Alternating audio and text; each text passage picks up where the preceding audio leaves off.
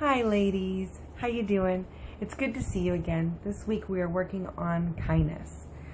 This was a good chapter and I think it was a perfect time for me to read it. Um, she talks about in the beginning of this chapter about how she was not really a girl's girl and how certain things she feels have kept her from inviting other women to come alongside her. And this is something that it hits my heart because I know I've shared this before. I didn't have a lot of female friends until Edgar and I got married, and I really started pushing to have more female friends. Just had very few ladies. I still kind of do have just a few really close friends, and I think it has to do with this whole kindness chapter of. I love how she says about a big part of it has to do with, oh crap, it was rejection and a sense of justice. I feel like those were really big factors for me, I think, to be superly nice to other girls. But it's funny because this week, I feel like every week we have something. I always swear that this is the one thing that we talked about all week and in my life. And I feel like this is something that I've been talking about this week. I met with two ladies. One of them was saying how she's not married, but she was talking about how she was in this relationship and she was seriously, it was at that point where they were trying to figure out if they were going to get married or if they weren't going to get married. It was that serious talk. And she ended up breaking it off with him. And one of his big things was it kind of came back to kindness for him because he felt like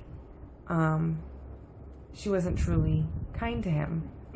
And I was reading this and I'm like, dang, this nails it like right on the head of just the things that her own insecurities were keeping her to be close with this man. And it could have been, or still, who knows, it could be her future mate. And I think for a lot of us, we may have broken down the doors for a little bit or put it on the side on a side burner so we could be able to become close to this man as our husband. But then we go back to kind of our old ways. I've said it before, my poor husband dealt with a whole bunch when we first got together because I had issues with kindness, because I had issues with rejection. So because of that, I blocked people out. I pushed them out. I only let my heart out so much. And so we kind of, I know at a point I threw my whole heart out there, and then there was times where he kind of squashed it. Unknowingly he did. He squashed it, and it was very easy for me to want to go back to that part of unkindness, of shielding myself and not fully giving my whole heart out. And as my husband, he deserves all of me. And that includes my whole heart, not just parts of it. And a part of that goes with kindness.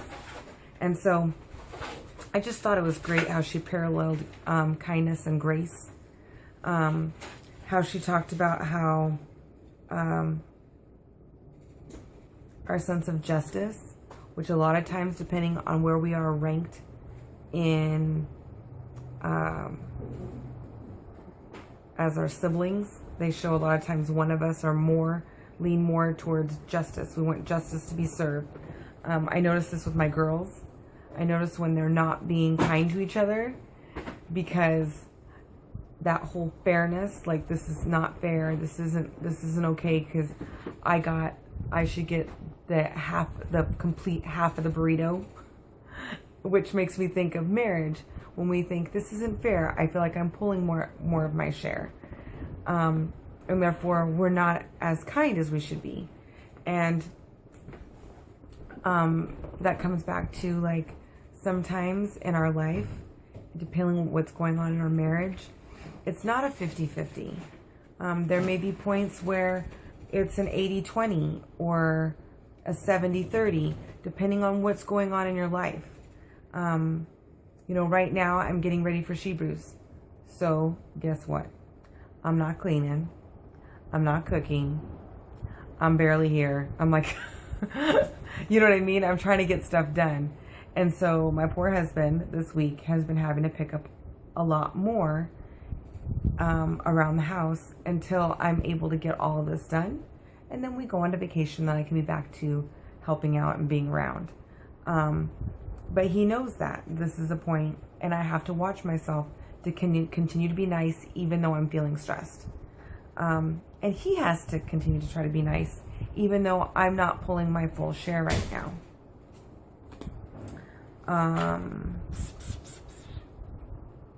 Also, I like what she says about just kindness is one of those things, and it's funny because I talk to the kids about this all the time, about a friend loves all the time. So that means you're being kind, you're being loving, you're being kind with your words. You know, 2-year-olds have no concept of, you know, it was mine 5 minutes ago, I put it down, but it's still mine even though I let it go because it's mine. They're very egocentric. It's just the way that God created them. And as time progresses, they learn how to be able to share with others. It's a hard deal.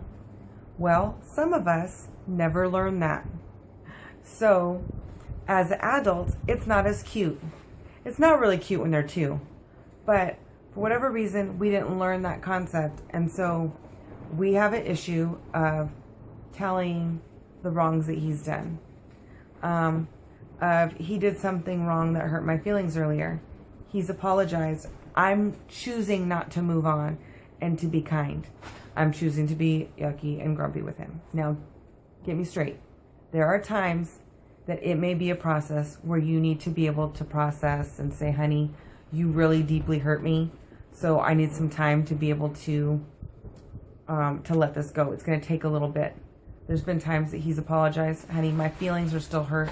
I accept your apology, but give me time that my heart can like mend and I can be back to normal. Usually it's like a day. I don't hold it all that serious for that long. But if it's something that's really not that serious, let it roll off your back. Really, ladies, there's bigger things in the world that's going on. You know, I see my girlfriend right now who's been taking her husband to the doctor. And they keep trying to figure out his medication to figure out if he's going to be able, they gave him 3 years to live. So she's trying to figure out what to do. And there's points where she looks at him and she like just wants to cry because she doesn't know when her last day is going to be with her husband. So she tries really hard to show the fruit of kindness because sometimes she just feels it's unfair. And so even though it's not his fault that he's sick, he didn't do anything wrong, it can still spew out in their marriage. And so I look at her and I look at her courage and I look at how brave she is and how she is totally just oozing with the fruits of the Spirit right now, even in the midst of this trial that's happening. And if she can show love and be kind to her husband and be kind to others and still show Christ's love, I can do it even though I may feel a little stressed out right now. You hear what I'm saying? Like, there are bigger things going on. If your husband was to be in a car accident today, would the argument that you guys had really be worth not talking to him for 2 days? Is it really that serious? Should it taken your joy away? Really, should you have given away all of your joy to be able to deal with whatever silly thing that was? Was it really that big of a deal? Could you bypass it? I really, really enjoyed that. That was a good one. Just obeying. God says, listen and obey. Obeying. Sometimes we just have to obey. We may not feel like being kind, but God calls us to obey. Not keeping wrongs. Let's see. Apologize quickly. Ooh, that's a hard one. Give him more than he deserves. Sometimes I need that. Sometimes you just need it. You know, she said, kindness goes with grace. And I encourage you, if you don't really get the concept of grace, this week, look in the back of your Bible, look under all the scriptures that use God's grace. And then see if you're being a role model of that to your husband. Are you giving that to your husband? Are you a tangible Christ when it comes to grace and to being kind? I encourage you to dig a little bit deeper, but I'm going to go ahead and let you guys go. I hope you guys have a great evening, and I will see you guys next week. We talked about kindness today. So next week, we're going to be on goodness. Goodness. That's a good one. Let's be good. And that's it. Have a good one. Bye, guys.